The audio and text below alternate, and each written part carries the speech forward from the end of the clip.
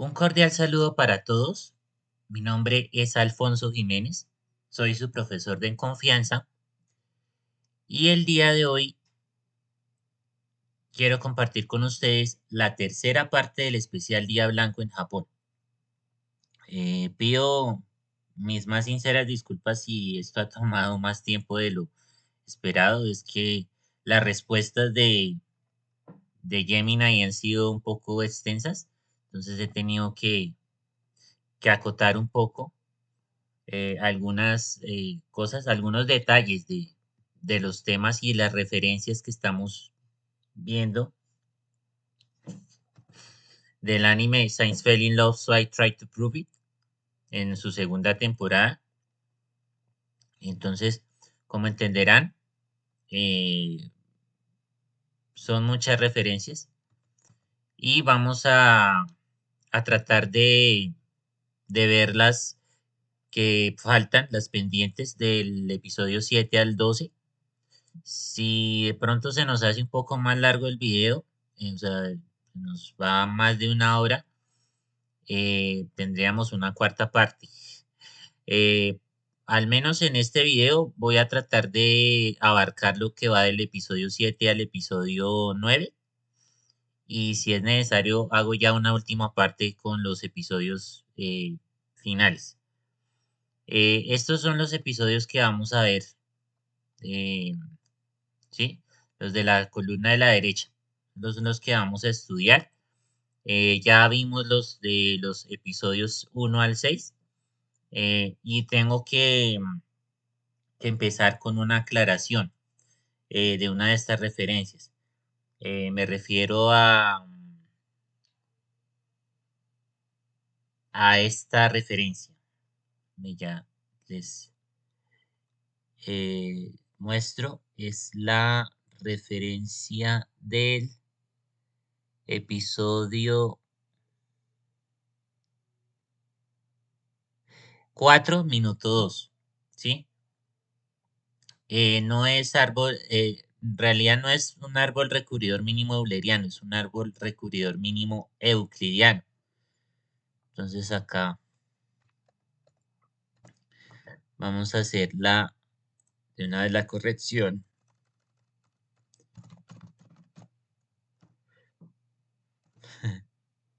Ups.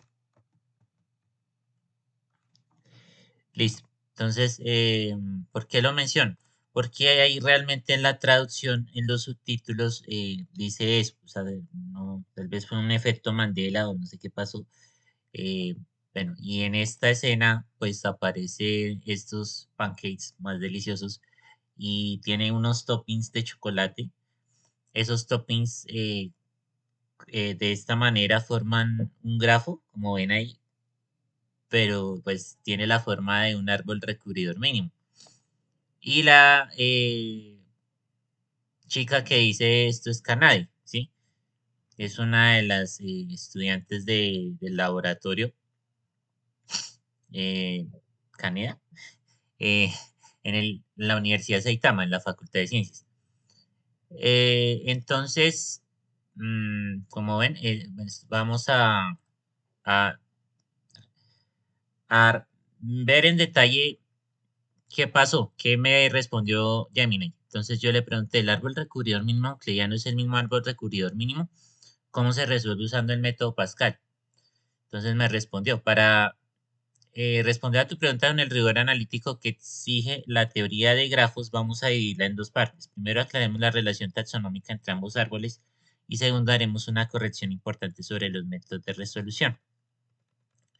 Entonces me respondió que no son exactamente lo mismo, pero el árbol recurridor mínimo euclidiano es un subconjunto específico del árbol recurridor mínimo general. Entonces el MST es un concepto abstracto aplicado a cualquier grafo, ¿sí? Los pesos o costos de las aristas, las líneas que conectan los nodos pueden representar cualquier cosa, dólares, milisegundos de latencia, litros de combustible, etcétera. No requiere que los nodos existan en un espacio físico. Y en el caso del EMST, pues es un MST, donde los nodos son puntos físicos en un espacio geométrico como un plano cartesiano en 2D. La regla estricta aquí es que el peso de cada arista es exactamente la distancia euclidiana en línea recta entre dos puntos calculada mediante la fórmula geométrica. Entonces aquí nos la muestran. La principal diferencia matemática es en un MST normal podrías tener tres nodos, donde ir de A a B cueste 10 y de B a C cueste 10, pero un atajo directo de A a C cueste 100. En un EMST eso es imposible. El EMST obedece la desigualdad triangular. El viaje directo entre dos puntos siempre será menor o igual a la suma de un desvío. Además, en un EMST las líneas del árbol óptimo nunca se cruzan entre sí. Y me dice, respecto a tu segunda pregunta, debo hacer una corrección científica. En la literatura de la teoría de ciencias de la computación no existe un método Pascal para resolver árboles recubridores. Bueno, esto de pronto tal vez mm, no está de acuerdo con la respuesta que me dio antes en otro video, pero vamos a ver por qué. Entonces es muy probable que, que estés experimentando una confusión de términos. Pascal suele referirse al lenguaje de programación. Puede ser que Himuro, que es la científica que mencionó eso, pues se ha referido a eso. El principio de Pascal, mecánica de fluidos, no creo que sea ese el significado. Triángulo de Pascal, álgebra y combinatoria. Tal vez. Yo creo que está entre la uno y la 3, pero están como más relacionadas con la uno porque esto tiene que ver con programación. Entonces, para resolver un MST o un EMST, los algoritmos estándar universalmente aceptados son el algoritmo de Prim y el algoritmo de Kruskal. Ambos pertenecen a la categoría de algoritmos codiciosos o greedy algorithms. ¿Cómo se resuelve realmente? Entonces, si tuvieras que programarlo, el algoritmo de Kruskal es el más intuitivo para calcular un EMST y funciona así. Cálculo de distancias. Mide la distancia euclidiana entre absolutamente todos los pares de puntos en tu plano. Ordenamiento. Ordena todas esas posibles conexiones o aristas de la más corta a la más larga. Selección codiciosa. Toma la arista más corta de toda la lista. Prevención de ciclos. Toma la siguiente arista más corta. Antes de dibujarla, hay que preguntarnos, al conectar estos dos puntos se forma un bucle o polígono cerrado con las líneas que ya dibujé. Si no, si no forma un ciclo, pues se dibuja. Si sí forma un ciclo, se descarta para siempre, porque los árboles por definición topológica no tienen ciclos. Condición de parada. Repetir el paso 4 hasta que todos los puntos estén conectados. Si se tienen n puntos, pues se debe tener exactamente cuando haya dibujado n-1 aristas.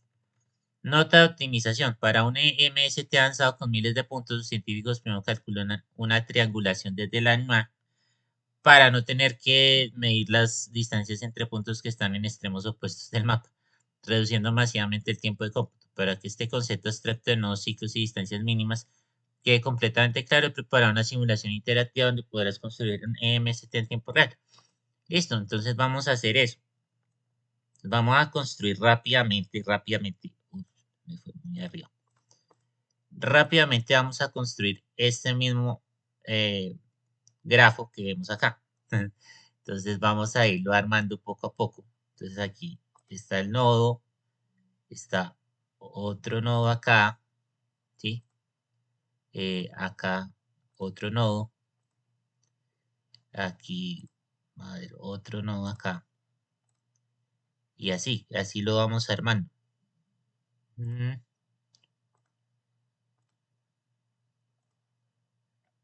mm, ajá. Y después armamos la otra rama. Aquí, así y así. ¿Sí ven? Miren, así se me formó este es el árbol recurridor mínimo euclidiano que es equivalente al que vemos en la referencia del anime. Y bueno, qué lindo, ¿no? Como dice Kanai, qué lindo. Kawaii, como dicen en japonés. Entonces, Pues me preguntó Gemini que si quería ver el código o pseudocódigo del algoritmo para implementarlo en un lenguaje de programación. Yo le dije que lo genere en Python, ¿sí? ¿Sí? Entonces ahí me lo generó y creó la lógica de todo el algoritmo, incluyendo una clase de Python Union Find. Entonces ahí me explica para qué sirve, el código está bien documentado. Esta clase pues tiene algunas funciones, las más importantes son Find y Union. Entonces ahí explica para qué sirve cada una y ve em, y a medida que va implementando, pues ahí está comentando, ¿no? Entonces ahí pues ya ven que la distancia euclidiana se tiene en cuenta para el algoritmo. Yo les voy a dejar este código para que ustedes lo copien y lo peguen en su notebook de Python preferido o en su ambiente local, si lo quieren así y lo prueben para ver qué les sale, ¿no? Entonces aquí pues le tiene que salir algo así, ¿no? Cuando lo vean en consola, este es el formato que les debe aparecer. No lo voy a hacer acá por cuestión de tiempo. Y acá pues hay un detalle importante que es el análisis de complejidad, ¿no? En términos de O mayúscula, que en la mayoría de los casos, o si no en todos, más bien es el peor escenario. Estamos hablando de complejidad temporal, obviamente.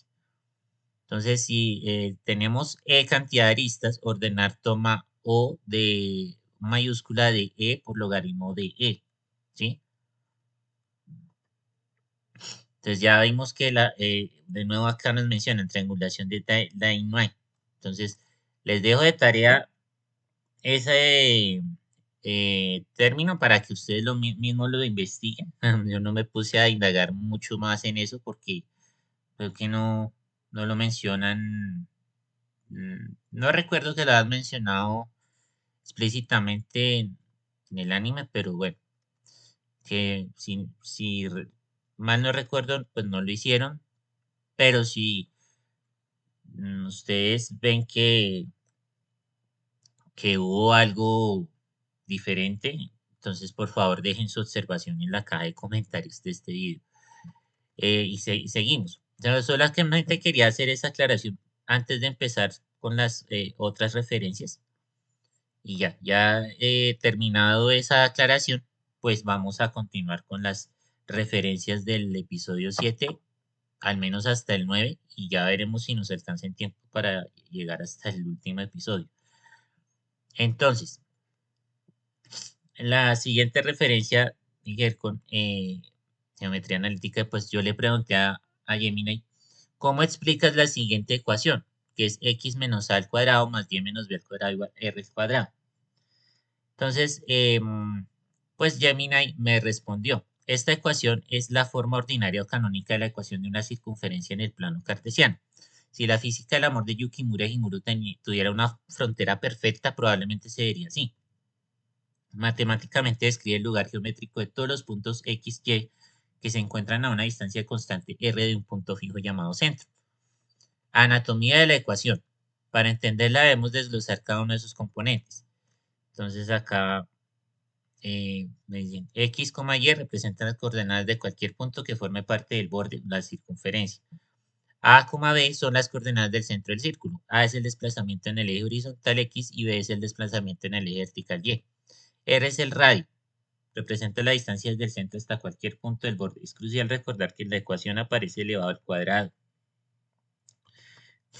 Pues todo nace de Pitágoras. Lo más fascinante de esta ecuación es que no es más que el teorema de Pitágoras disfrazado.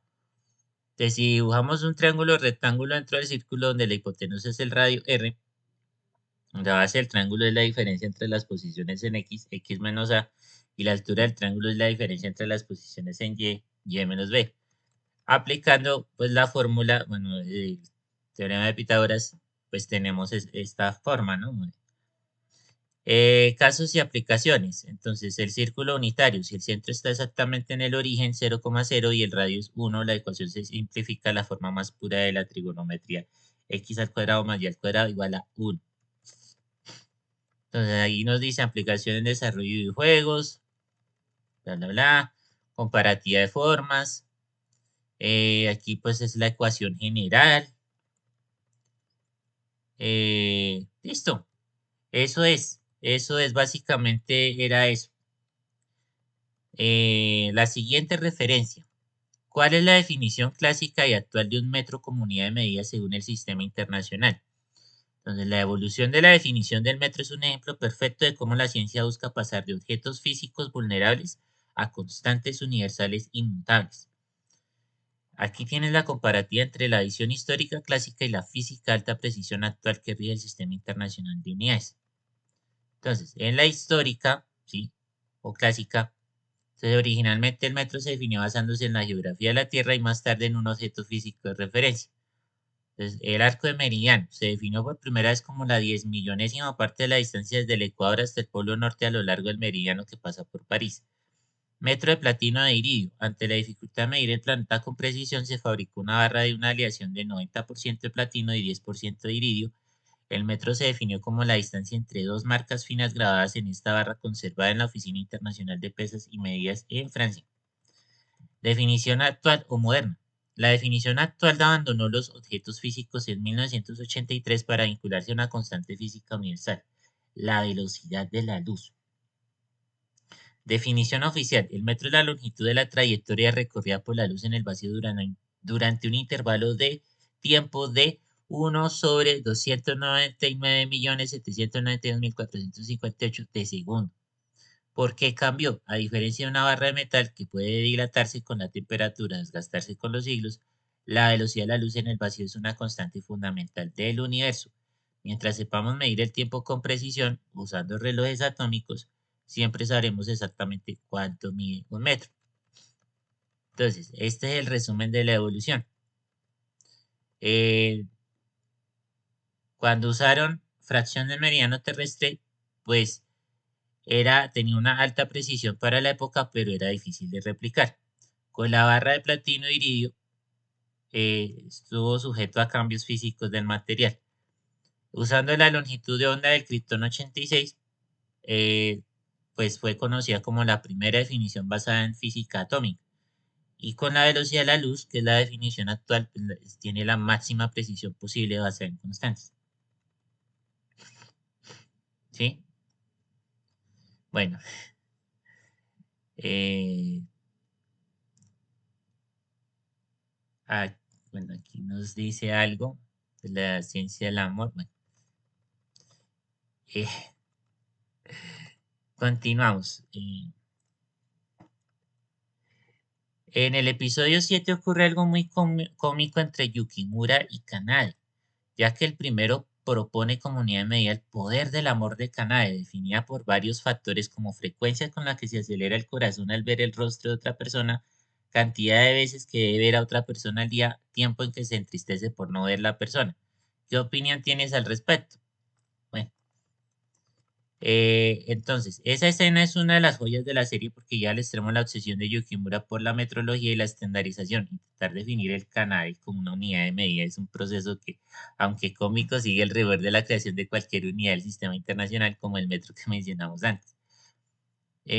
Bueno, y aquí pues tienes un análisis sobre la viabilidad y problemas de esta unidad. Desglose de la unidad Kanade. Yukimura propone una ecuación multivariable donde el poder del amor no es una constante, sino una función dependiente de varios parámetros biológicos y psicológicos. Frecuencia cardíaca, delta HR, la aceleración del pulso al ver el rostro objetivo, se mide en latidos por minuto por encima de la línea base. Frecuencia de contacto visual, cantidad de veces que se necesita ver a la persona al día para mantener la homeostasis emocional. Tiempo de decaimiento por ausencia, el tiempo que tarda en aparecer la tristeza, caída de dopamina o serotonina tras la separación. De la fórmula teórica sería algo así. Problemas de estandarización. opinión científica. Desde un punto de vista técnico, el Canadá tiene problemas graves para ser una unidad del sistema internacional, como falta de invariancia, ¿sí? A diferencia del metro basado en la velocidad de la luz, el Canadá es altamente inestable. El ruido biológico, si Canadá tiene fiebre o acaba de tomar café, su ritmo cardíaco subirá alterando la medición del amor sin que haya un cambio real en el sentimiento. Habituación. Con el tiempo el cuerpo se acostumbra al estímulo, por lo que el valor de esa variable tendería a bajar hacia cero, lo que sugeriría erróneamente que el amor desaparece cuando solo es estabilidad biológica. Subjetividad del observador. Una unidad de medida debe ser universal. Si definimos un 1 kn basado en Kanade, ¿cómo lo aplicamos a Jimuro?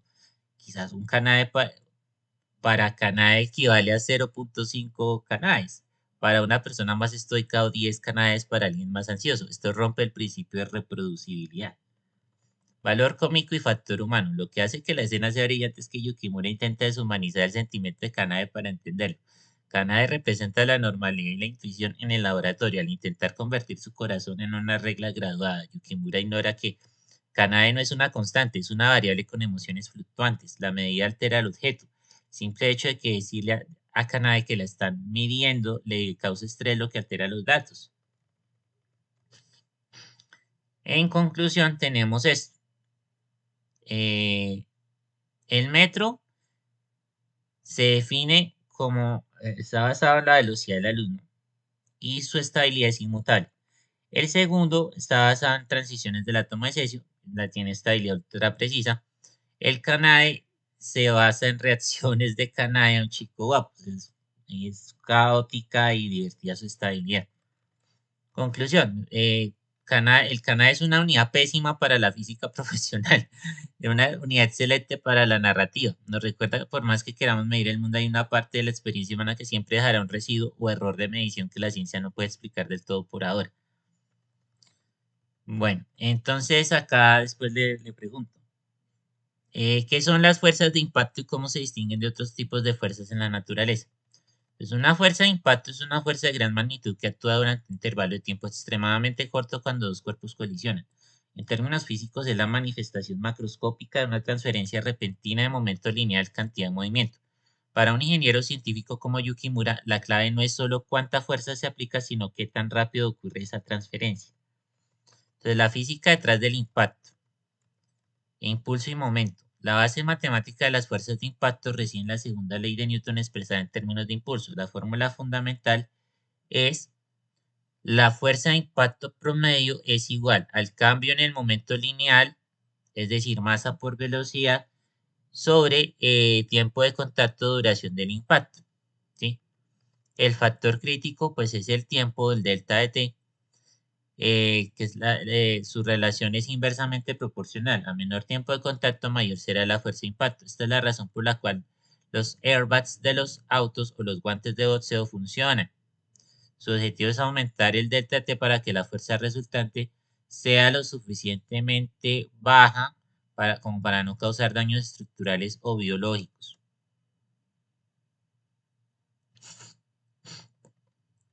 ¿Cómo se distinguen de otras fuerzas? En la naturaleza, las fuerzas se pueden categorizar de varias formas. Las de impacto tienen rasgos que las hacen únicas frente a las fuerzas estáticas o fundamentales. Frente a las fuerzas estáticas, eh, eh, la, la fuerza estática es constante en el tiempo, como la gravedad sobre un libro en una mesa, el sistema está en equilibrio. En cambio, la fuerza de impacto es transitoria, alcanza un pico enorme y desaparece en milisegundos. No hay equilibrio, hay una aceleración o desaceleración violenta. Frente a las fuerzas de contacto continuo, pues está la fuerza continua, como la fricción de un neumático rodando o el empuje de un motor, actúan durante periodos prolongados. Y la fuerza de impacto es un evento discreto. En términos de programación, sería como una interrupción de alta prioridad en un sistema operativo mientras que continúa con procesos de fondo. Frente a fuerzas fundamentales, como la gravedad, el electromagnetismo, etcétera, son las causas de fondo. La fuerza de impacto es una fuerza mecánica resultante de la interacción electromagnética entre átomos de las superficies que chocan o repulsión de nubes electrónicas. Entonces, en resumen, esta tabla comparativa, pues tenemos que el impacto tiene una duración muy breve, que puede ser en milisegundos, Como un ejemplo, un martillo golpeando un clavo, el comportamiento es un pico de magnitud alto. La fuerza estática es permanente o larga. Como ejemplo, tenemos peso de un edificio sobre el suelo, tiene magnitud constante. La fuerza dinámica es variable, como un cohete despegando, varía según la aceleración. La fuerza centrípeta, mientras dure un giro, como en un satélite en órbita, cambia la dirección, em, no la rapidez. Entonces, bueno, esto lo vamos a obviar. Sí, a veces alucina un poquito, entonces es mejor no entrar en ciertos detalles. Continuamos. ¿Qué es la velocidad refleja de medición con margen de error y cómo se relaciona con la distancia y el tiempo? Entonces, el término velocidad refleja de medición no es una categoría estándar en la física clásica, pero en el contexto del análisis de datos y experimentación se refiere a dos posibles conceptos: medición de la velocidad mediante señales reflejadas, como un rodar o sonar, o la velocidad de respuesta a reflejos ante un estímulo. En ambos casos, la relación con la distancia, el tiempo y el margen de error es el núcleo de lo que llamamos propagación de incertidumbre. Entonces, el modelo de la señal reflejada. Si te refieres a medir la velocidad de distancia usando el rebote de una onda, la relación es fundamentalmente de ida y vuelta, ¿sí? Margen de error. Incertidumbre. En ciencia ninguna medición es exacta. El margen de error es la duda razonable sobre nuestra medida. Si Yukimura mide el tiempo con un cronómetro que tiene un error de más o menos 0,01 segundos, ese error contamina el cálculo de la velocidad. Entonces aquí, propagación del error en la velocidad. Si calculamos la velocidad como un v igual d sobre t, tanto la distancia como el tiempo tienen errores, ¿sí? Un delta d y un delta t. El error de la velocidad delta v se calcula mediante la suma de los errores relativos. Si el tiempo es muy pequeño, como un reflejo humano, incluso un error de milisegundos hace que el margen de error de la velocidad sea gigantesco. Por eso, para medir reflejos rápidos necesitamos instrumentos con una frecuencia de muestreo muy alta. Relación entre distancia, tiempo y error. A mayor distancia, el error del tiempo influye menos en el resultado final. El margen de error relativo disminuye. A menor tiempo, reflejos rápidos. El margen de error se vuelve crítico. Si intentas medir el reflejo con un reloj de cocina, el margen de error será mayor que la medida misma, invalidando el experimento. El reflejo de medición se refiere a la rapidez con la que el sistema de medida detecta el cambio. Si el sensor tiene un retraso o latencia, ese tiempo extra debe restarse al cálculo para no inflar la distancia falsamente. Ejemplo práctico.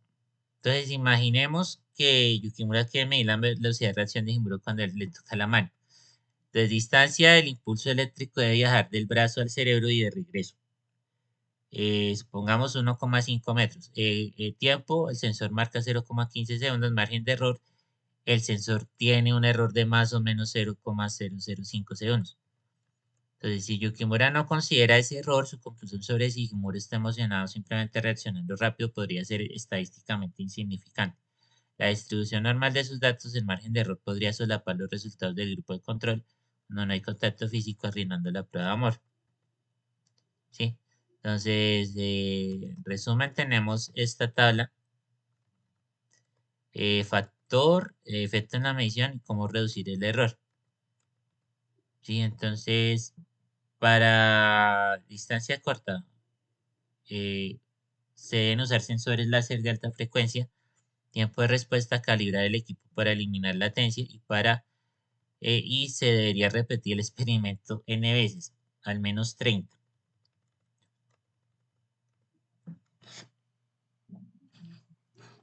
Listo.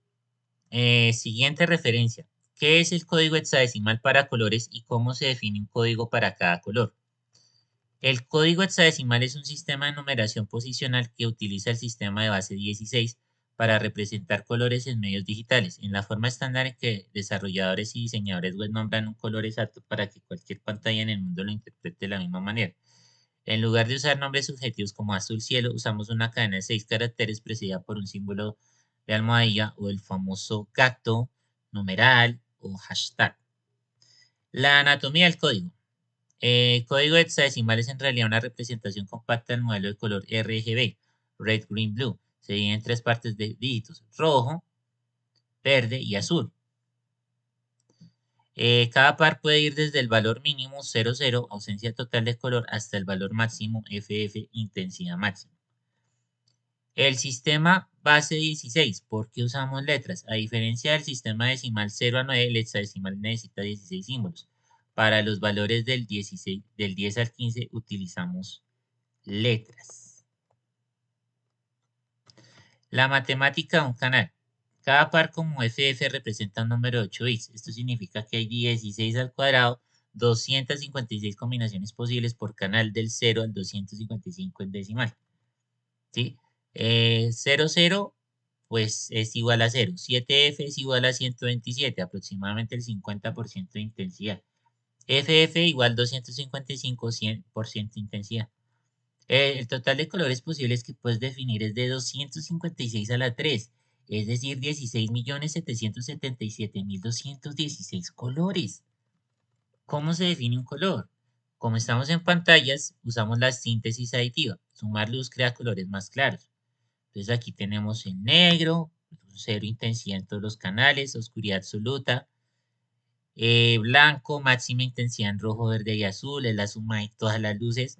Rojo puro, todo el rojo, nada de los demás. Gris neutro, intensidad media, 138 decimal, igual en los tres canales. ¿Sí? Y tenemos más ejemplos, más ejemplos. Tenemos el verde en cero, el azul máximo y el rojo máximo, pues tenemos un magenta. Entonces, si queremos amarillo, mezclamos rojo y verde, ¿sí? Entonces, como resumen, pues aquí tenemos estos colores también, el cian, que es verde más azul, el naranja, que es mucho rojo más medio verde, y el rosa, que es mucho rojo más mucho verde más mucho azul, pero más rojo. El uso de hexadecimal en lugar de decimal no es caprichoso. Para una computadora el valor FF es simplemente el byte. Usar hexadecimal permite a los desarrolladores visualizar bytes de memoria de forma mucho más humana y compacta que el binario. Entonces ahí pues en el episodio 7 sale una referencia a estos colores, ¿sí? Y Himuro afirma que combinan muy bien esos dos colores. Entonces, pues Yamina me respondió en el episodio 7 de Yukimura aplica su rigor analítico incluso a la estética, sugiriendo que la combinación de colores, o sea, no es una cuestión de buen gusto subjetivo, sino de armonía matemática en el espacio de color. Fue Himuro quien lo dijo, no Yukimura. Ahí de pronto está un poco equivocado la IA. Eh, para determinar si tiene razón, debemos analizar los códigos hexadecimales, ¿sí? Desde glose cromático. Entonces acá pues así una conversión de hexadecimales a decimales. Entonces el primero es un lavanda lila suave y el segundo un rosa niebla crema rosado. ¿Por qué combinan según la ciencia? Desde la teoría del color y la óptica, la afirmación de Himuro se sustenta en tres pilares técnicos. Armonía por analogía y saturación. Ambos colores tienen una luminosidad muy alta y una saturación baja. En el modelo HSL, ambos se encuentran en el rango de los pasteles. Cuando dos colores comparten niveles similares de blanco, el ojo humano percibe una transición suave y agradable, evitando el contraste de intensidad que genera fatiga visual. Relación en el círculo cromático. El primer color tiende hacia el azul o violeta, mientras que el segundo tiende hacia el rojo o rosa. En el círculo cromático estos son colores análogos o vecinos. La combinación de colores análogos es una de las reglas de oro de la armonía, y aquí imita las transiciones de color que vemos en la naturaleza como en un atardecer. Bajo contraste de valor. Si convirtiéramos ambos colores a escala de grises, notaríamos que sus valores de gris son casi idénticos. Esto crea una sensación de equilibrio estático para científicos que buscan minimizar el ruido visual en sus gráficos. Esta combinación es óptima porque es estéticamente cohesiva sin ser distractora. La verificación. En el contexto del anime, estos colores suelen representar la paleta de la serie. El lavanda frío y el rosa suave. Afirmar que combinan es la forma científica de decir que sus personalidades y sus paletas de colores tienen una interferencia constructiva. Puntaje de contraste es bajo, aproximadamente 1.2 a 1, lo que significa que no son buenos para poner texto uno sobre otro, mala legibilidad, pero son excelentes para fondos o elementos decorativos complementarios. Conclusión, sí, Himuro tiene razón. Matemáticamente de combinación es armónica debido a la proximidad en el espectro de longitud de onda y la paridad en su brillo. Es una paleta que comunica calma, orden y sutilmente el vínculo entre ambos personajes. Después, yo le pregunté a Gemini, analiza la función y igual x a la 3 menos 2x, es decir, encuentra su dominio, rango, puntos de corte con los ejes, puntos críticos y realiza una gráfica. Entonces me respondió, analizar una función cúbica como esta es como desglosar el código fuente de una aplicación. Una vez que entiende sus componentes, el comportamiento del sistema se vuelve predecible. La función es un excelente ejemplo de simetría y dinamismo. ¿Por qué simetría? Porque es una función impar, ¿sí? O sea, al ser una función cúbica es una función impar. ¿Y qué pasa ahí? Pues una función impar, pues tiene la característica de que, voy a mostrar acá una cosa, de que f de x, f de menos x va a ser igual a menos f de x, ¿sí? O sea, esta es una función impar, ¿sí? Entonces, ¿qué pasa si yo evalúo, o sea, si yo pongo menos x en lugar de x ahí? Entonces vamos a tener f de menos x va a ser igual a menos x, o sea, esto, al cubo menos 2 por menos x. Esto aquí va a ser igual, entonces menos x al cubo va a ser menos x a la 3, sí. Entonces, menos por menos más, menos x al cubo más 2x. Si nosotros factorizamos el menos, o sea, el menos 1 de esta expresión, vamos a tener esto, menos x al cubo menos 2x. O sea, aquí es lo que estoy factorizando, sacándolo como factor común de estos dos términos. Y esto es f, eh, esto es f de x. ¿Sí ven? O sea, es una función impar. Tiene simetría. Porque ahorita lo vamos a ver en la gráfica, se refleja con respecto a uno de los ejes. ¿Sí? Si no estoy mal, el eje X. Ya lo vamos a revisar. Entonces,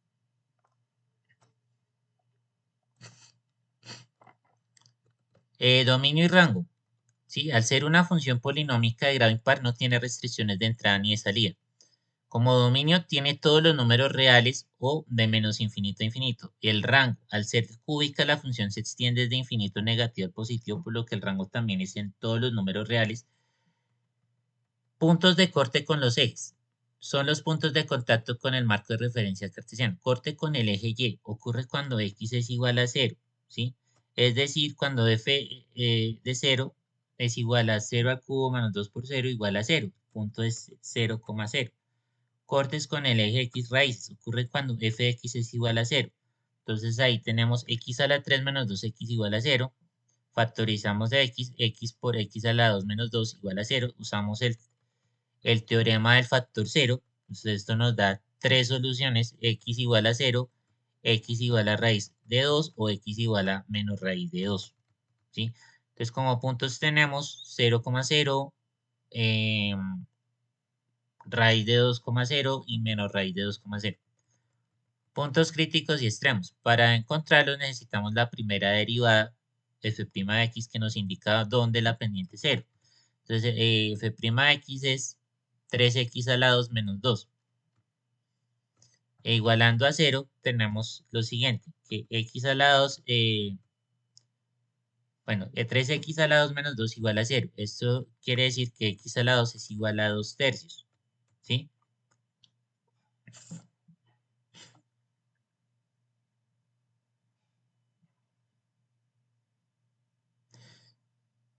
Entonces, x es igual a más o menos raíz de 2 tercios, ¿sí? Entonces, como para saber si son máximos o mínimos, evaluamos en la función original. Entonces, máximo local en x con ese valor llega a ser aproximadamente este valor que tenemos acá. Y para mínimo local, pues vamos a tener este otro valor que tenemos acá. Entonces, como ya les decía, esta es una función impar, lo que significa que es simétrica respecto al origen, ¿sí? Si rota la gráfica a 180 grados sobre el punto 0,0, será exactamente igual.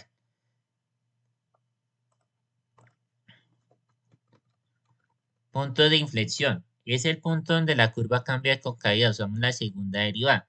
F' de x es igual a 6x. Igualando a 0, 6x igual a 0, por lo tanto x es igual a 0. El cambio de curvatura ocurre exactamente en el origen. Gráfica de la función.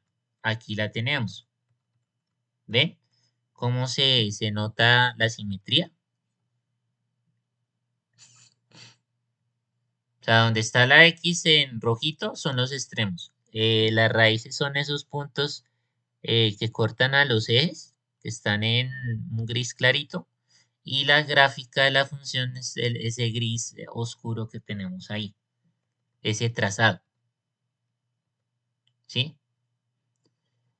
Entonces, de tarea, les dejo que calculen el área bajo la curva y dejen su observación en la caja de comentarios. Algo que se van a dar cuenta y es muy interesante después de que calculen esta área es que algo curioso va a pasar. Algo curioso, no quiero darles spoilers, pero quiero que ustedes mismos lo confirmen y dejen su comentario eh, o su observación debajo del video y yo con mucho gusto lo estaré viendo, ¿sí? Entonces, sigamos. La siguiente referencia es a Gustave Le Bon y su aporte a la psicología de masas. Entonces, Gemini me respondió, Gustave Le Bon fue un polímata francés, médico, antropólogo, psicólogo y sociólogo, cuya obra es piedra angular para entender cómo se comportan los seres humanos cuando dejan de actuar como individuos y pasan a formar parte de una colectividad. Su análisis es fundamental para cualquier científico que intente modelar el comportamiento social, ya que describe una metamorfosis psicológica que ocurre bajo condiciones de anonimato y masa. Su obra cumbre, Psicología de las masas. En este libro, Le Bon sostiene que la masa no es simplemente la suma de los individuos que la componen, sino una entidad psicológica nueva con características propias. Para él, cuando una persona se une a una multitud, su personalidad consciente se desvanece y es reemplazada por un alma colectiva. Los tres pilares de la masa según Le Bon. Le Bon identificó tres mecanismos que explican por qué las masas actúan de forma impulsiva y a menudo irracional. Sentimiento de potencia invencible. Al ser parte de un grupo numeroso, el individuo pierde el sentimiento de responsabilidad personal o anonimato. Esto le permite ceder a instintos que estando solo frenaría por miedo al castigo o al juicio social. Contagio mental. Las ideas y emociones en una masa se propagan con la velocidad de una epidemia. El interés colectivo domina al individual hasta el punto de que la persona es capaz de sacrificar su propio bienestar por el del grupo. Sugestibilidad. El individuo entra en un estado similar al de la hipnosis, se vuelve esclavo de todas las sugerencias del líder o de la dirección que tome la masa, perdiendo su capacidad crítica. Bueno, entonces características del alma de las masas. Según su análisis, una masa presenta rasgos que la distinguen del pensamiento lógico científico. Racionalidad, la masa no razona, acepta rechaza ideas en bloques sin matices, exageración de los sentimientos, las emociones son simples y extremas, odio total o adoración ciega, necesidad de un líder. Las masas son rebaños que no pueden estar sin amo. El líder no convence con lógica, sino con afirmación, repetición y prestigio. Bueno. Legado e influencia. Aunque algunas sociedades hoy se consideran sesgadas por el contexto de su época, su influencia en la historia moderna es innegable. Bueno, marketing y comunicación. Gran parte de la publicidad moderna del manejo de redes sociales se basa en el principio de contagio mental, la sugestión masiva que él escribió. Concepto, individuo, racional, responsable, predecible, masa, impulsiva, excitable, intelectualmente inferior. Líder, alguien que usa la fe y la emoción, no la razón. Desde la perspectiva científica, el trabajo de León es un recordatorio de que los sistemas biológicos complejos como los humanos presentan propiedades emergentes cuando se agrupan, los cuales no pueden explicarse analizando únicamente un individuo por separado. Bueno, no, es que hay cosas en las que estoy de acuerdo y otras que no. Y tiene razón, está un poco sesgado. Pero solamente lo menciono acá porque es una referencia del anime, nada más. Bueno, continuamos ya con otro episodio. No estoy mal, es el episodio 8, ¿sí? Y ya veremos si dejamos del episodio 10 al 12 en otro video, que nos alarga un poquito este. Entonces, dice la pregunta, ¿en qué consiste la introducción a la computabilidad de sistemas complejos y cuál es su relación con el álgebra lineal? Entonces, la computabilidad de sistemas complejos es el estudio de si un sistema compuesto por muchas partes interactuantes puede ser simulado o resuelto mediante un algoritmo en tiempo finito. En el laboratorio de la vida, esto significa pasar de observar el caos a encontrar las reglas algorítmicas que lo gobiernan. Entonces, eh, aquí tienes el desglose técnico de esta intersección entre la teoría de la computación y la estructura de la materia y la información. Entonces, ¿qué es la computabilidad en sistemas complejos? Tradicionalmente, la computabilidad, según Turing o Church, nos dice qué problemas puede resolver una máquina. En sistemas complejos, clima, redes neuronales, mercados financieros, la computabilidad se enfoca en la emergencia. ¿Pueden las reglas simples de los componentes individuales predecir el comportamiento global del sistema? Sistemas de Wolfram. Muchos sistemas complejos se modelan como autómatas celulares. Algunos son Turing completos, lo que significa que el sistema en sí mismo es una computadora capaz de realizar cualquier cálculo. Irreducibilidad computacional es el concepto clave. Significa que no hay un atajo matemático para saber qué pasará. La única forma de conocer el estado futuro del sistema es simularlo paso a paso. El nexo, ¿cómo entra el álgebra lineal? Si la computabilidad es el qué, el álgebra lineal es el cómo. Es el lenguaje que permite traducir la complejidad de miles de interacciones a una forma que una computadora puede procesar eficientemente. Representación de estados o vectores. Un sistema complejo con n variables se representa como un vector en un espacio de n dimensiones. El estado del sistema en el tiempo t es el vector x sub t. Dinámica de interacción o matrices. La relación entre las partes se codifica en una matriz de adyacencia o una matriz de transición. Si el sistema es lineal o una aproximación lineal local, el siguiente estado se calcula mediante una transformación. X sub t más 1 es igual a x a por x sub t, donde A es la matriz que contiene los pesos, la importancia y la influencia de cada parte sobre las demás.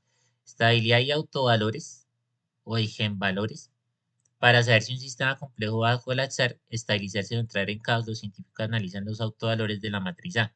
Si son menores a 1, el sistema tiende al equilibrio. Si son mayores a 1, el sistema explota o hiere. Esto es vital en el análisis de redes sociales o propagación de virus. Aplicaciones prácticas del algoritmo a la realidad. En redes de amistad. Como herramientas, utiliza grafos y matrices laplacianas. Como en ejemplo en algoritmos de recomendación. Redes neuronales, tensores y gradientes, como en inteligencia artificial o deep learning, que es la tecnología que estamos usando en este momento. Sistemas cuánticos, espacios de Hilbert y matrices hermitianas, como en computación cuántica. Dinámica de fluidos, descomposición de valores singulares, como en la compresión de datos y simulaciones climáticas.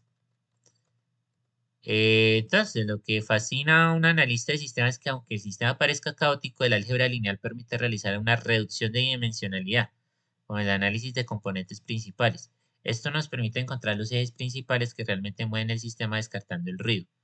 Un sistema complejo es una computadora natural. El álgebra lineal es la herramienta que nos permite leer su memoria y predecir su próximo ciclo de procesamiento. Entonces, seguimos. ¿Qué es la escala de Kinsey y cuáles aplicaciones tiene en el mundo real? La escala de Kinsey, desarrollada por el biólogo y sexólogo Alfred Kinsey en 1948, fue una de las primeras herramientas científicas que desafió la división binaria de la orientación sexual. Uy, bueno, vamos a... Eso voy a dejar que ustedes lo lean. Eh, de hecho, no voy a saltarme un poquito eso porque no quiero de pronto generar controversia. Voy a dejar que ustedes mismos lo lean. Yo voy a dejar el link en la más tarde. Bueno, en estos días voy a dejar el link en la descripción del video para que ustedes revisen el chat y me dejen su opinión, me dejen sus comentarios qué opinan de esto, si es muy subjetivo o si realmente es algo objetivo, si realmente sí tiene rigor esta escala que están mencionando. No me quiero meter en estos temas porque pues quiero que sea lo más políticamente correcto posible. Sabemos que estamos en una época complicada, pues donde cualquier opinión cuenta, entonces prefiero que ustedes lo revisen, lo analicen y reflexionen sobre eso. Y si tienen alguna observación, por favor, me dejan su comentario y yo lo estaré revisando. Obviamente, bajo los principios de respeto y de libre expresión. Sí, o sea, debe haber un equilibrio entre las dos. Entonces, yo igual voy a ver sus comentarios, voy a leerlos, pero me reservo el derecho de aprobarlos o no en el canal. Ya teniendo ese pequeño paréntesis, continuamos. ¿Cuáles son las escalas de amor y cariño de Sid Rubin? Sid Rubin, un psicólogo social de la Universidad de Harvard, fue uno de los pioneros en intentar lo que Yukimura y su equipo buscan, cuantificar el amor. En 1970, Rubin desarrolló dos escalas distintas para separar dos sentimientos que a menudo se confunden en las encuestas, pero que tienen estructuras psicológicas diferentes. Para un analista de sistemas, Rubin simplemente separa una variable completa en dos componentes vectoriales, cariño y amor. La escala de cariño. Ruiz definió el cariño como una actitud basada en la valoración positiva y admiración. Se fundamenta en tres factores principales. Afecto positivo. Sentir que la persona es agradable y bondadosa. Respeto. Valorar capacidades y juicios de la otra persona. Semejanza. Percibir que la otra persona es similar a uno mismo en valores o carácter. En términos de laboratorio de la Universidad de Saitama, esta escala mediría la relación entre Kanada y sus compañeros. Hay respeto de agrado, pero no necesariamente una dependencia emocional profunda. Escala de amor. Aquí es donde Rubin introdujo variables que Yukimura encontraría fascinantes. Para Rubin, el amor romántico se compone de tres elementos críticos interconectados. Dependencia es la necesidad imperiosa de estar cerca de otra persona y de recibir su apoyo o aprobación. Es el componente egoísta de supervivencia del amor. Como ejemplo, tenemos el aumento del cortisol cuando la persona no está presente. Predisposición a ayudar. Es la preocupación por el bienestar de la otra persona tanto como por el propio. Es un sacrificio racional de recursos en favor del otro. Como ejemplo, Yukimura comprando un café específico para Himuro porque sabe que eso optimizará su estado de ánimo. Exclusividad e intimidad. El deseo de compartir sentimientos, pensamientos y secretos que no se comparten con nadie más. Es una transferencia de información privada única entre dos nodos del sistema. Comparativa de resultados. Ruin descubrió algo que validaría los experimentos de Himuro. Sentimiento, cariño, relación con amigos alto, relación con la pareja alto. Amor, relación con amigos bajo, medio, relación con la pareja muy alto.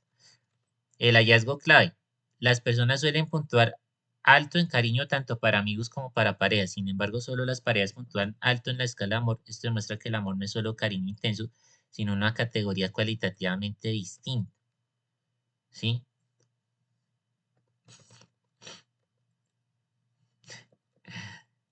Bueno.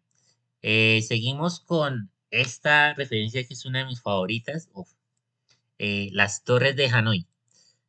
¿Cómo se definen? ¿Cuál es su aporte a las matemáticas discretas, algoritmos recursivos y teoría de juegos? Entonces, Janine me respondió. Las torres de Hanoi son uno de los de los rompecabezas matemáticos más elegantes y estudiados en las ciencias de la computación. Inventado por el matemático francés Édouard Lucas en 1883, este sistema es la representación física perfecta de cómo un problema complejo puede dividirse en sus problemas idénticos más pequeños. Entonces, definición y reglas del sistema. Consiste en tres varillas, origen, auxiliar y destino, un número n de discos de diferentes diámetros apilados en orden decreciente de tamaño en la varilla de origen. El objetivo del juego es trasladar toda la pila a la varilla destino cumpliendo estrictamente tres reglas axiomáticas. Solo se puede mover un disco a la vez, solo se puede mover el disco que se encuentra en la parte superior de una pila, ningún disco puede descansar sobre un disco más pequeño que él. Aporte a los algoritmos recursivos. En programación, las torres de Hanoi son el hola mundo de la recursividad. Su aporte radica en demostrar cómo una función puede llamarse a sí misma para resolver un problema que parece inabarcable. Para mover n discos desde el origen hasta el destino usando el auxiliar, el algoritmo realiza tres pasos lógicos. Mover n-1 discos del origen al auxiliar, usando el destino como apoyo. Mover el disco restante, el más grande del origen al destino. Mover los n-1 discos del auxiliar al destino, usando el origen como apoyo. Este enfoque demuestra la complejidad exponencial. El número mínimo de movimientos requeridos es exactamente mn igual a 2 a la n menos 1. Eso significa que el tiempo de ejecución es O mayúscula de 2 a la n. Si tuviéramos 64 discos como en la leyenda original de Temple Hindú, resolver los movimientos por segundo tomaría aproximadamente 585.000 millones de años, mucho más que la edad estimada del universo. Aporte a las matemáticas discretas. En esta rama, el rompecabezas es una herramienta de alineación para dos conceptos críticos. Relaciones de recurrencia. El número de movimientos mn se define matemáticamente mediante la relación mn igual a 2 por m de n menos 1 más 1, con el caso base m de 1 igual a 1. Resolver esta ecuación de recurrencia es un ejercicio estándar para los estudiantes. Demostraciones por inducción matemática. Es el ejemplo perfecto para enseñar inducción. Se prueba que es válido para un caso base n igual a 1 y luego se asume que si la fórmula es válida para K discos, también debe serlo inexorablemente para K más 1. Aporte a la teoría de juegos y topología. Aunque es un juego de un solo jugador, un rompecabezas de información perfecta, su aporte teórico se encuentra en el mapeo de sus estados.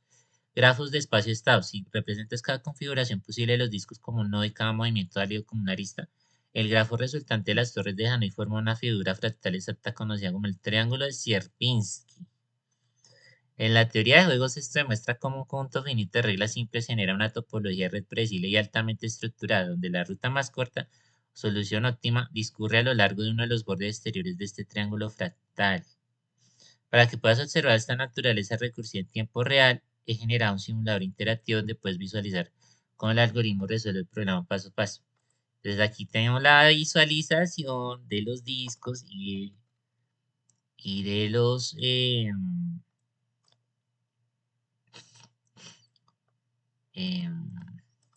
aquí les llaman varillas, ¿sí? O sea, aquí tenemos tres varillas y cuatro discos. Aquí le puedo cambiar la configuración de los discos, o sea, para que les sean menos o más.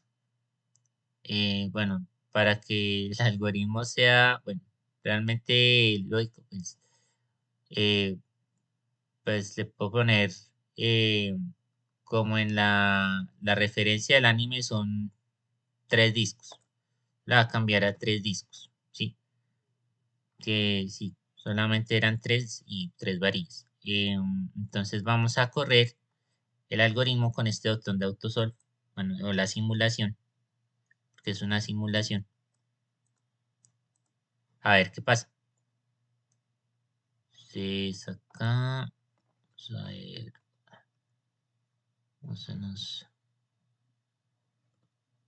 entonces corramos. ¿Ven? Ahí se está viendo, sí. Sí, ahí fueron 7 movimientos. Entonces, entonces yo me dijo que si me gustaría que analizamos el código fuente en Python para ver cómo se apilan las funciones en la memoria del sistema, cuál está. Yo le dije que sí, entonces él me generó el código. Aquí está más organizado posible. Está chévere, está bien organizado, está bien documentado. Esto lo voy a dejar a ustedes para que lo revisen.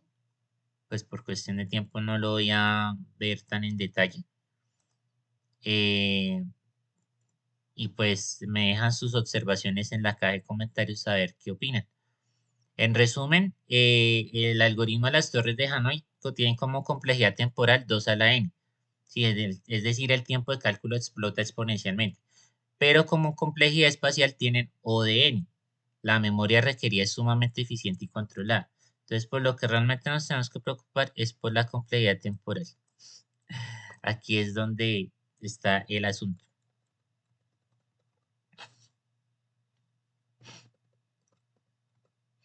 Listo, entonces ya entramos ahora al tema de métodos de integración o de cálculo integral. Entonces, yo le pregunté a Gemini, resuelve la integral de la función teta al cuadrado por coseno de teta y explica el método de integración que utilizas para resolverlo. Y pues Gemini me responde, para resolver la integral de teta al cuadrado por coseno de teta por diferencial de teta, el método más eficiente y elegante es la integración por partes, pero ojo, no, digamos que no es el más eficiente en términos de rapidez, digamos que para un examen ya vamos a ver que no es el más conveniente. Hay otro método que es mucho más conveniente que este, pero vamos a ver los dos en detalle a ver qué, y ustedes sacarán sus propias conclusiones. Cuando tenemos un producto de una función algebraica teta al cuadrado y una trigonométrica coseno de teta, este método nos permite reducir el grado de la potencia hasta llegar a una integral inmediata. Entonces, tenemos la fórmula fundamental del método de integración por partes, que es como la integral de u por dv es igual a u por v menos la integral de v por du. Bueno, ahí también se puede usar algo que sea una analogía para entender mejor la fórmula y saber y poder memorizarla mejor. Es una vaca se viste de uniforme, ¿sí? Entonces, esa es como una manera de poder memorizar mejor. Y hablando de esto, pues para elegir quién es U y quién es DV, los matemáticos suelen usar la regla mnemotécnica y late, inversas logarítmicas, algebraicas, trigonométricas, exponenciales, siguiendo este orden. Entonces, U va a ser a teta al cuadrado, que está algebraica, y dv va a ser coseno de teta por el diferencial de teta, que es trigonométrica. ¿Sí? Entonces, resolución paso a paso. Como el exponente de teta es 2, tenemos que aplicar el método dos veces. Entonces definimos u igual va a ser teta al cuadrado, por lo tanto du es igual a 2 por teta por el diferencial de teta. Definimos dv por dv, que es coseno de teta por diferencial de teta. Si integramos a ambos lados nos va a quedar v igual a seno de teta. Aplicamos la fórmula. Esto nos va a quedar u, que es teta al cuadrado, por v, que es seno de teta, menos la integral de seno de teta, que es v, por du, que es 2 por teta por d teta.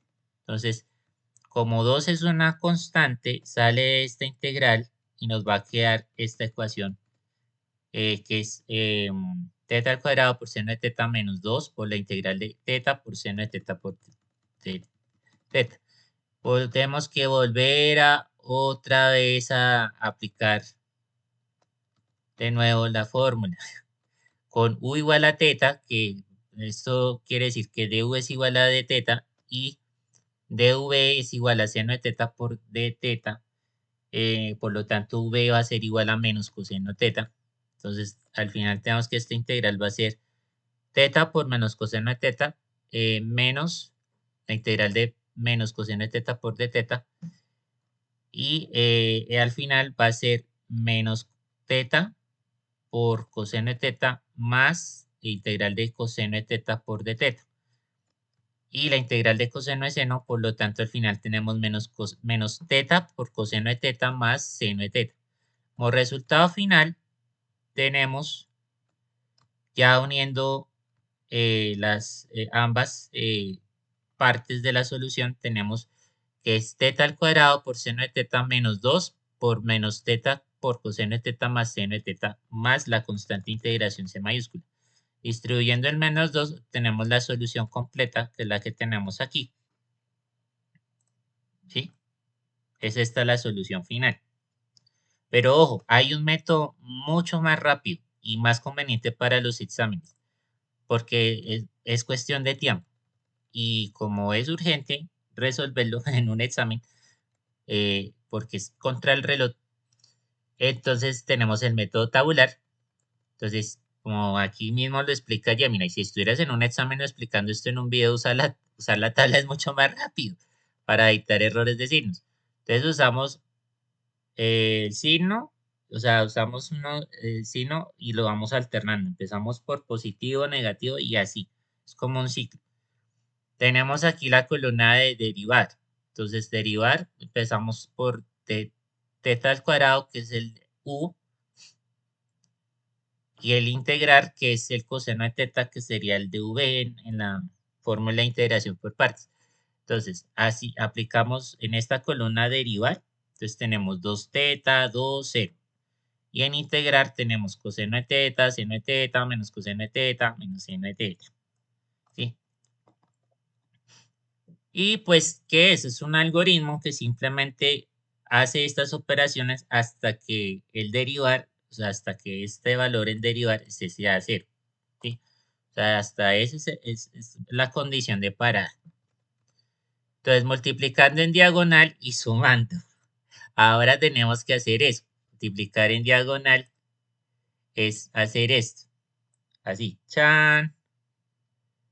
eh, y acá abajo, teta al cuadrado por seno de teta, ¿sí? Menos 2 por teta por menos coseno de teta. Entonces, sería esto acá, ¿sí? Eh, el siguiente término, más 2 por menos seno de teta, ¿sí? Y esto aquí es igual, pues a teta al cuadrado por seno de teta más 2 por teta por coseno de teta menos 2 por seno de teta más c. Y esto es lo mismo que nos había dado aquí arriba. Entonces, eh, ya pues para comprobar si realmente esa es la integral, pues yo les invito a que ustedes de tarea deriven es el resultado que tenemos acá. Y pues esto les tiene que dar o sea, les tiene que dar esta función, teta al cuadrado por coseno de teta. Al final, simplificando todo, tiene que darles eso. ¿Sí? Esa es la prueba para saber si la integral está bien resuelta. ¿Sabes? Y bueno, y ya eso sería por ahora el desarrollo de esta integral. Entonces, hay otra referencia más a integrales. Entonces yo le pregunté a Gemini, si una función fx es par, ¿cómo se puede calcular la integral del área bajo la curva entre menos a y a fácilmente? Entonces él me respondió, cuando trabajas con una función par, el cálculo de la integral es un intervalo simétrico, menos a. Se simplifica enormemente gracias a la simetría axial respecto al eje Y. Entonces la regla de oro es esta. La integral de menos a de fx por dx va a ser igual a 2 veces la integral de 0 a de fx de x. ¿Sí? ¿Esto qué quiere decir? Por definición, una función par se cumple que f de menos x es igual a fx. Esto significa que la parte de la curva que está a la izquierda del eje Y es un reflejo exacto de la parte que está a la derecha. Al integrar desde menos hasta está sumando dos áreas que son idénticas en forma y magnitud. En lugar de hacer todo el cálculo pesado evaluando límites negativos, donde es más fácil cometer errores de signo, simplemente calculas el lado del área del lado derecho de 0 a y duplicas el resultado. La ventaja algorítmica y pedagógica. Esta propiedad tiene dos beneficios críticos. Simplificación del límite inferior. Evaluar una función x igual a 0 suele ser trivial, mientras que evaluar en menos a requiere manejar potencias negativas y signos adicionales. Reducción del error humano. Menos operaciones con signos negativos significan una menor probabilidad de error en el resultado final. Acá teníamos un ejemplo práctico. Pues aquí, que si miramos con el método tradicional, nos va a dar que la integral de menos 3 a 3 de x a la 2 por dx va a dar 18 unidades cuadradas. Con el método de simetría sale mucho más rápido y hay menos posibilidad de cometer errores por el manejo de signos. Entonces, ¿cómo identificar si puedes usarlo? Entonces, antes de aplicar ese truco debes verificar que f de x sea par. Las funciones más comunes con este estilo son potencias pares de x, la función coseno de x, cualquier combinación de estas, las que resolvimos antes, ¿sí? Entonces, si la función fuera impar, como seno de x o x a la 3, la integral en un intervalo simétrico, ahí les dejo, bueno, la pista para que resuelvan una de las tareas que les dejé antesitos, ¿no? Recuerdan que por ahí hablamos del área de bajo la curva de otra función. Bueno, ahí les dejo esa nota para que la revisen después. A ver si entienden de qué estoy hablando y lo logran sacar adelante. Entonces, aquí pues le pasé esta imagen a Gemini y le pregunté, traduce, analiza, interpreta, o sea, le pedí que hiciera esto con esos resultados de un examen de matemáticas para la escuela secundaria en Japón. Entonces me respondió, este documento es un mochi, es un examen de simulacro de admisión a la universidad en Japón, específicamente para la Universidad de Saitama, ¿sí? Este es un examen que había presentado Kanai cuando estaba en la preparatoria. Entonces aquí me dice, campos clave, ¿sí? Evaluación de primera opción, Universidad de Saitama, Facultad de Ciencias, eh, de valor de desviación 68.3 general, 66.5 actual, puntaje total 90 sobre 100, evaluación general C. Listo. Entonces, el sistema en Gensachi, en Japón no importa tanto la nota bruta, sino el Gensachi. Este valor indica dónde se sitúa el estudiante respecto a la media de todos los que tomaron el examen. Gensachi de 50, promedio exacto. Gensachi de 68,3, sitúa al estudiante en el top 3,4% de la población evaluada. No, es un puntaje extremadamente alto, como puedes ver en la tabla de la derecha, para entrar a la Facultad de Ciencias de esta universidad requiere un nivel de élite.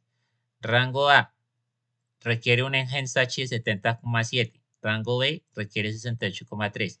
Rango C es donde se encuentra la estudiante Kanai con su 66,5. Wow, eso es una excelente calificación. Análisis de las secciones de matemáticas. Entonces podemos ver el rendimiento específico en el área. Matemáticas 1, puntaje actual 9,5, tendencia ascendente. Ha mejorado respecto al 8,6 del examen anterior. Matemáticas 2, puntaje actual 8,9. También ha subido desde un 7,6 inicial. Interpretación. La estudiante tiene una base sólida, está por encima del promedio, pero para una facultad de ciencias puras, los errores marginales en matemáticas unidas están costando el rango A. En el mundo de la alta competición académica japonesa, 90 sobre 100 podría ser insuficiente. El examen fue relativamente sencillo para el grupo de élite, lo que infla la media baja del Gensachi. Formación de admisión. Radio de competencia. El año pasado fue de 2,4 veces o X, es decir, de cada 10 aspirantes solo entran 4. Puntaje mínimo de aprobación fue de 347,2 sobre 550. Promedio de aprobados 378,3 sobre 550. Conclusión y diagnóstico. Aunque el 90% de aciertos parece excelente, la evaluación C es una señal de advertencia. Tienes un 50% de probabilidad de entrar. El estudiante está mostrando una mejora constante en matemáticas, pero necesita romper la barrera del 70 para asegurar su lugar. Probablemente los puntos perdidos en comprensión de lectura, donde su puntaje bajó de 21,7 a 21,2 está en la estándar promedio general. Ah, ok, o sea que no, en resumen no fue tan bueno después de todo. Sí, pero fue mejor que la anterior, entonces sí tenía más posibilidades de que la admitieran en la universidad. Pues eh, si había mejorado mucho en matemáticas, bueno, tenía posibilidades. Y pues sí, al final pues, sabemos que Canadá fue admitida y pues es que sí estudió su carrera universitaria en esta universidad. Entonces, después continuamos con,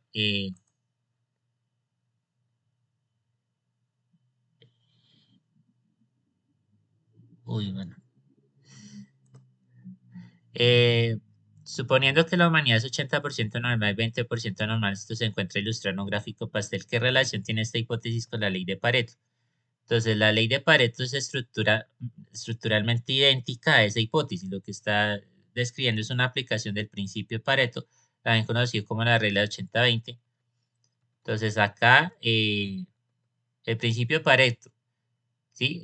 Wilfredo Pareto observó que el 80% de tierras en Italia pertenecían al 20% de la población. En términos generales, la ley establece que el 80% de los efectos provienen del 20% de las causas, ¿sí? Entonces, si aplicado esto al gráfico de pastel, 80% de la norma representa estabilidad promedio y masa crítica que mantiene la estructura del sistema funcionando. Serían los datos que caen cerca de la media. El 20% de lo anormal o outliers representan los pocos vitales.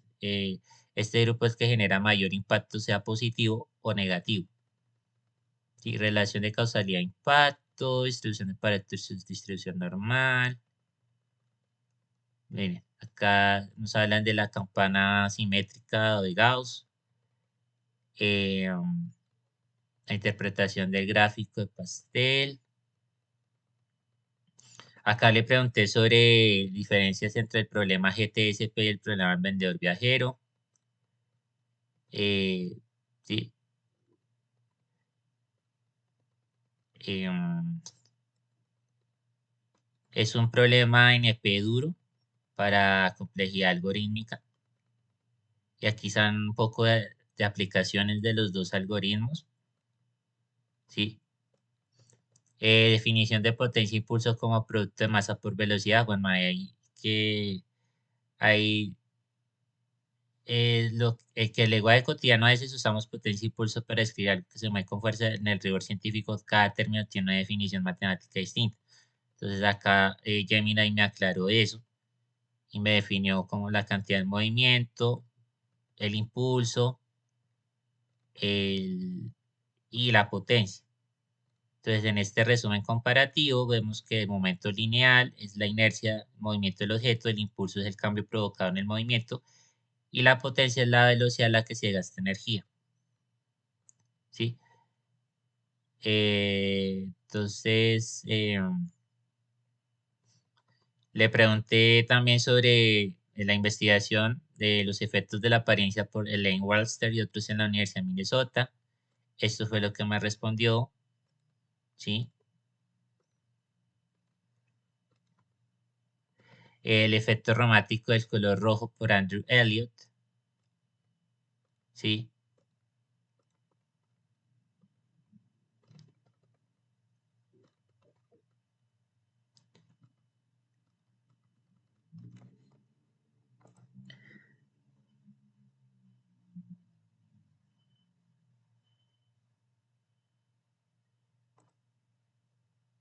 Ok. Sí, este es la referencia. La última es a Enrique Kuma, el oso científico. Listo, voy a dejar el video hasta acá y continuamos en una cuarta y última parte. Esperamos que ya terminar esta, em, este especial del Día Blanco, porque sí, son muy largos. Entonces, nos vemos en un próximo video. Por favor, compártanlo, suscríbanse a mi canal si todavía no lo han hecho, activen la campana de notificaciones para recibir más contenidos y nos vemos muy pronto. Se despide de ustedes el profe Otaku Latino y el ingeniero El Swing. Arigato gozaimashita, minasan. Matane.